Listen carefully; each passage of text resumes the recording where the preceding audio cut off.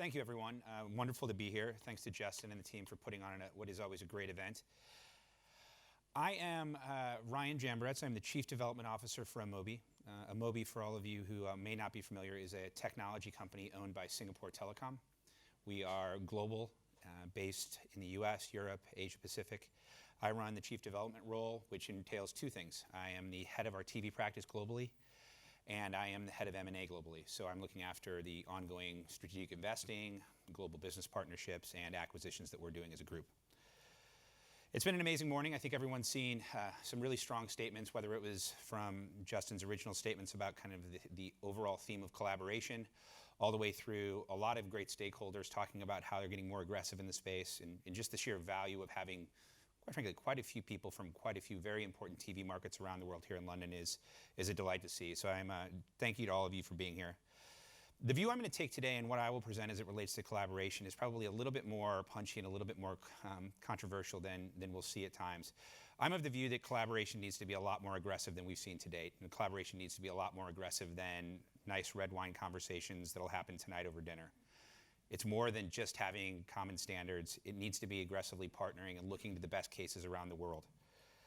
I don't want to sound like a total pessimist. I'm actually quite an optimist. I just have what I believe to be a fair degree of realism when it comes to what needs to be done in these markets. And hopefully I'll be able to point out some of the case studies that we think are most important, some of the examples of customers that we have and other people around the world. I think if you look at a market like the UK, people like the guys at Sky, people at ITV, doing really innovative work. We're seeing the same with people like Fox in the US, Bell in Canada, Video Research in the Japanese market. A lot of great companies doing innovative stuff that I would encourage all of us in this room to look much more aggressively at as guideposts for what we should be doing. So this is actually the second time I've been in front of this forum. I actually spoke here 3 years ago talking about what was happening to the TV market and how it was going through a revolution in terms of digitization. And I think the theme of my speech that year was called "The Barbarians at the Gate." And it was talking about those big companies that we all know and fear all too well, encroaching on the TV value chain. Back then, their activity was actually decently nascent. They were approaching the TV market, they were going after it, but they hadn't really cracked the code yet. So it begs the question, what's changed? What's changed in 3 years? Well, the reality is the big have gotten a lot bigger. A lot bigger. The big three now represent in global sales more than the global TV market. We look at this and say, should we say this is a cause for concern? This is a worry. To me, guys, this is a clear and present danger. This is a mission-critical business situation that we as a group need to get our hands around very quickly. You need to look only as far as some of the recent activity of someone like Amazon in the TV space. We heard earlier from Claire Enders that sports is the foundational element, the pillar of the live TV business, and even the catch-up TV business now. In the last year, we've seen Amazon take the Indian Premiership cricket rights, tennis, and actually right now here in the UK, you're seeing English Premiership football carried by Amazon with lower ad loads, concurrent games, and it looks like it's the trend that's only going to continue. There's a great quote by a French philosopher, and as a kid from small town Missouri in the US, I'm not too often to quote French philosophers, but I think it is appropriate in this case. And he said, when the rich try to make war, it's the poor people who die. This is one we have to think about because as we look forward, it's not a war yet, but it's sure as heck a Cold War. I find this stat interesting because if you look at the US market, and I've just honed in on the US market because I actually think it's very representative, being as advanced as it is and actually being as progressive as it's been about adoption of technology. The US TV market still has only given up 5% of its total market share to those big players, which we could all look at and say, oh, that's great. We've defended ourselves. We've kept the barbarians back. But that 5% still represents $3.5 billion US. It's a big market. It's the size of the TV market in many other countries themselves. There's another chart which I've skipped over here, but I think is a fantastic addition to this, which shows the growth of the US TV market over the last 20 years. And what you see is a nice steady curve up and to the right. 3.5 to 4% year on year. It's the kind of thing that could lull you into a false sense of security, lull you into feeling that you actually are achieving something if you're only looking at the TV market. Look at the difference between the TV market and the digital market. This is anemic growth. This is GDP plus a point. This is not wild success. This is market share losing. My point being, and again, not to be an utter pessimist, but to be a realist, is collaboration needs to take a much sharper tack than it has to date. If it's going to defend against the very aligned, very vertical, very data-driven tech stacks that these guys are bringing to the TV market. But we shouldn't forget, and I think this gets us back to how does collaboration work? How do you do collaboration right? Again, outside of a conference, outside of a conversation over dinner or a desire to do things interestingly, TV has unrivaled benefits that don't exist in other media types. And by TV, I'm talking about all forms of TV, all forms of distributed TV, be it broadcast or be it through digital or IP channels. As we look to ground ourselves and align, we need to look back to those things like engagement, like brand outcome, like brand growth, that actually are the premises that drive above and beyond what can be done in another type of media.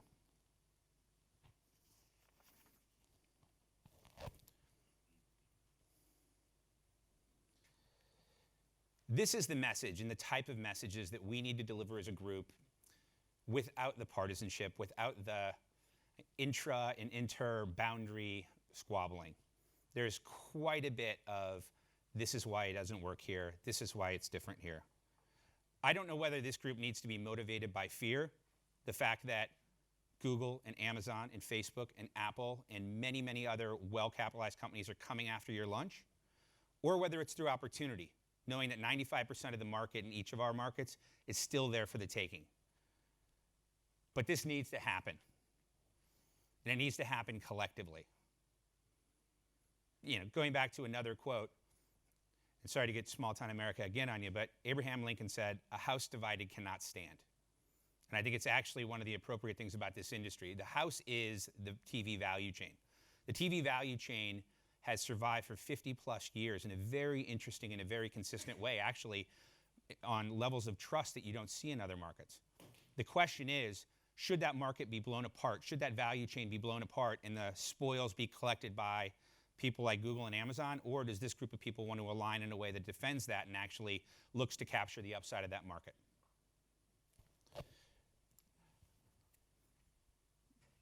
The natural progression of needing to collaborate is to talk about where are the opportunities to collaborate and where are the easy wins.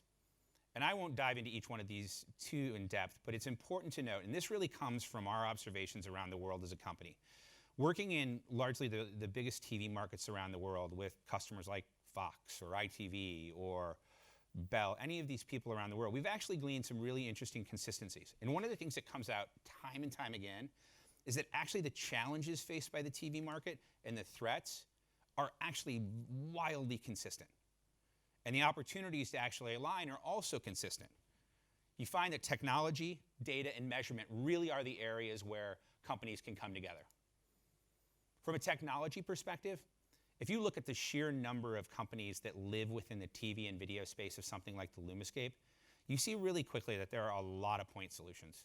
A lot of solutions that don't dovetail in with one another, that lead to stacks like we were just shown in terms of many, many different players, lead to slow integration, slow upstarts of business.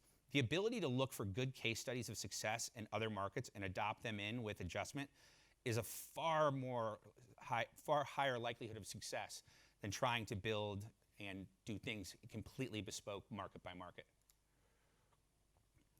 Data, obviously, we talk a lot about data, but data falls into a very similar camp of technology. A lot of point solutions, a lot of digital solutions looking to port themselves into the TV market. And what we found is there are some green shoots in this space. There are companies, there are broadcasters and content owners and programmers in a couple of key markets around the world who are aligning within markets to pile data together and combine their data assets so that there are data assets at scale that can be used with a TV-centric purpose. Finally, measurement, and this is one of the ones that I actually go to most, because I actually think some of the work being done in measurement around the world is actually, and I talk about green shoots, these are some of the most interesting ones. OzTam was mentioned earlier in the work they're doing around VOZ. Very encouraging. We're looking very closely at that. The work Video Research is doing in Japan with the top 5 broadcasters in that market, again, very interesting and presents a case study for how large TV-centric markets can operate with data that is common amongst everyone. And finally, the work that Nielsen's doing in North America with their recent Gracenote acquisition and some of the things that we know they will be announcing in the coming weeks. I think that's a space that is well worth watching for all of us. That measurement, that ability to prove to the advertiser that what they are purchasing is actually been delivered and is actually performing, you can't get around that. Without that, you're always dealing in experimental budget land.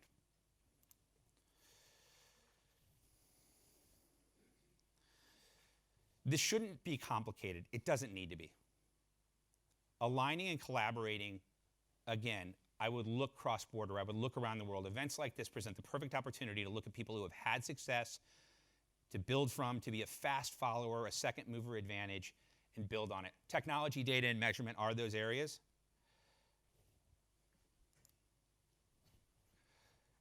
We should all remember that being collaborative doesn't mean surrendering your sovereignty. I think that's one of the things that we all get into so often, whether it's a technology company like mine or different customers of ours.